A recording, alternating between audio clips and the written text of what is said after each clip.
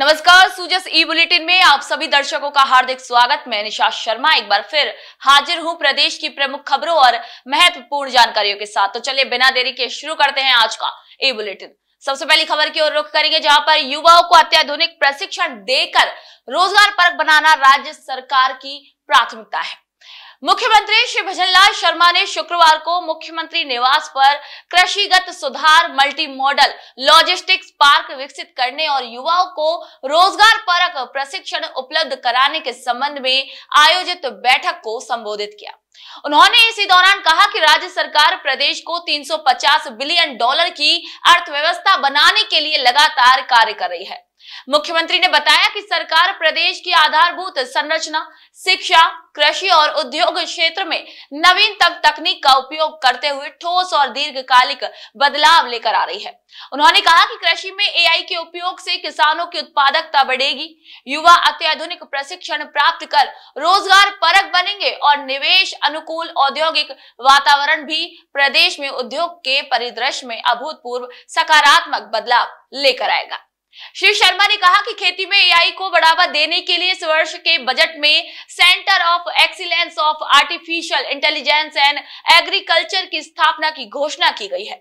इसके माध्यम से आधुनिक तकनीक का उपयोग कर इस क्षेत्र की चुनौतियों को दूर किया जा सकेगा। उन्होंने अधिकारियों को भी निर्देश दिए कि कृषि क्षेत्र में कौशल प्रशिक्षण को बढ़ाया जाए, जिससे कृषि में गुणात्मक वृद्धि हो सके और युवाओं के लिए रोजगार के पर्याप्त अवसर भी उपलब्ध हो सके। वहीं मुख्यमंत्री ने कहा कि राज्य में निवेशकों के लिए अपार संभावनाएं भी हैं।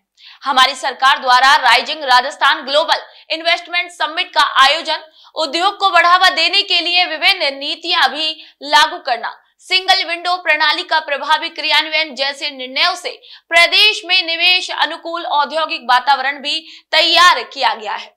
मुख्यमंत्री ने आगे कहा कि प्रदेश में औद्योगिक क्षेत्र में लॉजिस्टिक्स लागत में कमी लाने और कनेक्टिविटी बढ़ाने के लिए राजस्थान लॉजिस्टिक पॉलिसी 2025 लागू की गई।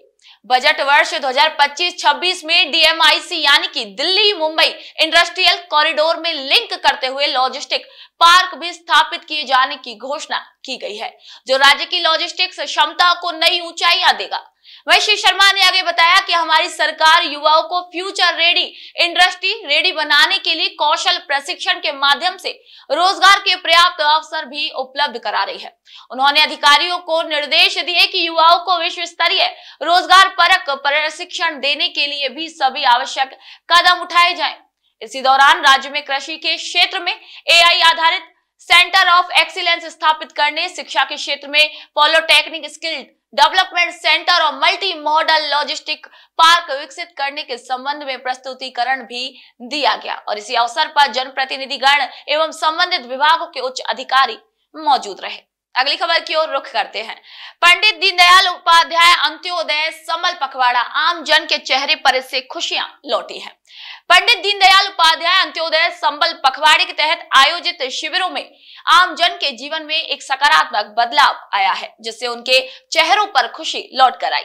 कोटपुतली बहरोड जिले की विराटनगर तहसील स्थित जयसिंहपुरा ग्राम पंचायत निवासी सुरेश कुमार रेगड़ ने पंडित दीनदयाल उपाध्याय अंत्योदय संबल पखवाड़े के तहत आयोजित शिविर में आवास पट्टा मिलने पर मुख्यमंत्री श्री भजनलाल शर्मा का तहे दिल से आभार व्यक्त किया।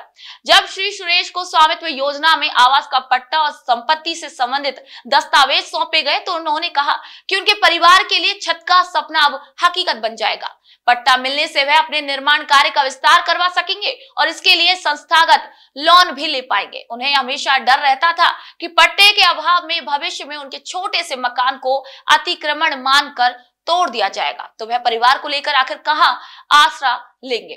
सुरेश और उनके परिवार ने प्रधानमंत्री श्री नरेंद्र मोदी और मुख्यमंत्री श्री भजनलाल शर्मा का आभार व्यक्त करते हुए कहा कि आमजन और गरीब की सुनने वाली सरकार ने उन्हें आवासीय पट्टा प्रदान किया है।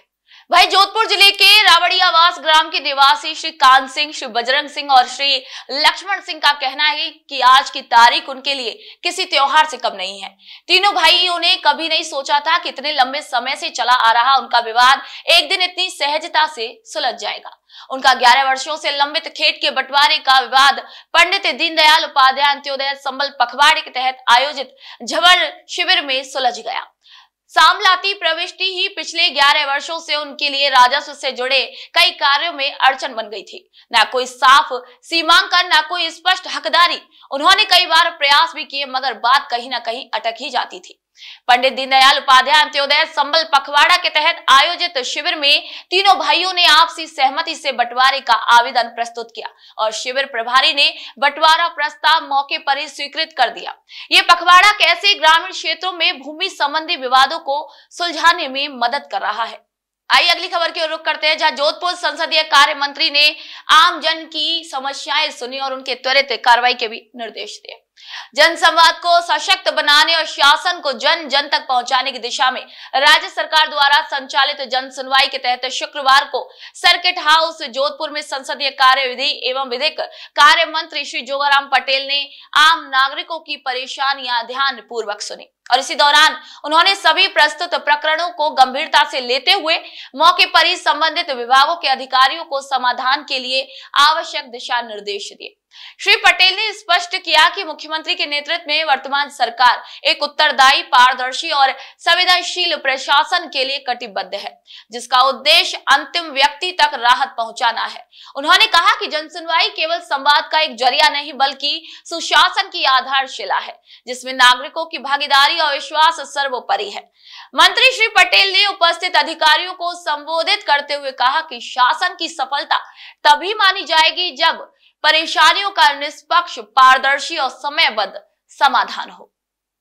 इसी दौरान उन्होंने आगे कहा कि अधिकारी केवल आदेशों के अनुपालक नहीं बल्कि शासन की नीतियों के संवाहक भी है और जनता की सेवा में उनके व्यवहार में संवेदनशीलता, तत्परता और उत्तरदायित्व का अभाव भी झलकना चाहिए। उन्होंने आगे कहा कि राज्य सरकार की मंशा है कि स्वास्थ्य, शिक्षा, पानी, बिजली, सड़क, सामाजिक सुरक्षा और राजस्व जैसी आवश्यक सेवाएं प्रत्येक व्यक्ति को सुगमता से उपलब्ध हो। इस कार्यक्रम के दौरान उच्च शिक्षा, पंचायती राज, चिकित्सा एवं स्वास्थ्य, राजस्व, पीडब्ल्यूडी, बिजली वितरण, स्वायत्त शासन, पेयजल आदि विभागों से जुड़ी अनेक शिकायतें भी प्राप्त हुई। वही मंत्री श्री पटेल ने सभी प्रकरणों को व्यक्तिगत रूप से सुना और वस्तु स्थिति जानी और अधिकारियों को मौके पर ही निर्देश भी जारी किए कि समाधान निष्पक्ष, त्वरित और जन संतोष के अनुरूप हो। आइए अगली खबर की ओर रुख करते हैं, जहां पर सुमित्रा देवी को हाथों हाथ मिला है एकल नारी का प्रमाण पत्र। राजसमंद जिले की देवगढ़ तहसील स्थित मियाला ग्राम पंचायत निवासी सुमित्रा देवी को पंडित दीनदयाल उपाध्याय अंत्योदय संबल पखवाड़ा शिविर में हाथों हाथ एकल नारी प्रमाण पत्र प्रदान किया गया। सुमित्रा देवी ने शिविर में प्रमाण पत्र के लिए आवेदन किया था और आवेदन की तत्काल जांच के बाद उन्हें यह प्रमाण पत्र सौंप दिया गया। इस प्रमाण पत्र के मिलने से अब सुमित्रा देवी राज्य सरकार की विभिन्न योजनाओं का लाभ ले सकेंगी। उन्होंने वर्षों से अटका काम करवाने के लिए मुख्यमंत्री का भी आभार व्यक्त किया है। राज्य सरकार ने एकल नारी को सहारा देकर आत्मनिर्भर बनाने के लिए कई योजनाएं संचालित कर रखी है, लेकिन प्रमाण पत्र न होने के कारण सुमित्रा देवी इन योजनाओं का लाभ नहीं ले पा रही थी। वही संबल पखवाड़ा शिविर के दौरान ये प्रमाण पत्र मिलने से उन्हें अब राज्य सरकार की विभिन्न जन कल्याणकारी योजनाओं का लाभ भी मिल पाएगा। आइए अगली खबर की रुख करते हैं, जहां पर गृह रक्षा विभाग ने मुख्यमंत्री के हरियाणा राजस्थान सपने को साकार करने के लिए पौधा रोपण किया है। गृह रक्षा विभाग ने मुख्यमंत्री श्री भजनलाल शर्मा के हरियाणा राजस्थान के सपने को साकार करने की दिशा में एक महत्वपूर्ण कदम उठाया है। शुक्रवार को गृह रक्षा प्रशिक्षण केंद्र जयपुर में बड़े पैमाने पर पौधारोपण कार्यक्रम आयोजित किया गया और इसी दौरान महानिदेशक एवं महासमादेष्टा गृह रक्षा श्रीमती मालिनी अग्रवाल सहित अन्य अधिकारी, कर्मचारी एवं गृह रक्षा स्वयं सेवकों ने सक्रिय रूप से इसमें हिस्सा लिया। उन्होंने प्रशिक्षण केंद्र परिसर और उसके आसपास के क्षेत्रों में लगभग 200 पौधे लगाए। ये पहल राज्य में हरियाली बढ़ाने और पर्यावरण संरक्षण के प्रति विभाग की प्रतिबद्धता को दर्शाती है। तो आज के सूचना सी बुलेटिन में फिलहाल के लिए इतना ही। फिर आप सभी से मुलाकात होगी नई खबर, नई जानकारियों के साथ। तब तक के लिए मुझे दीजिए इजाजत। नमस्कार।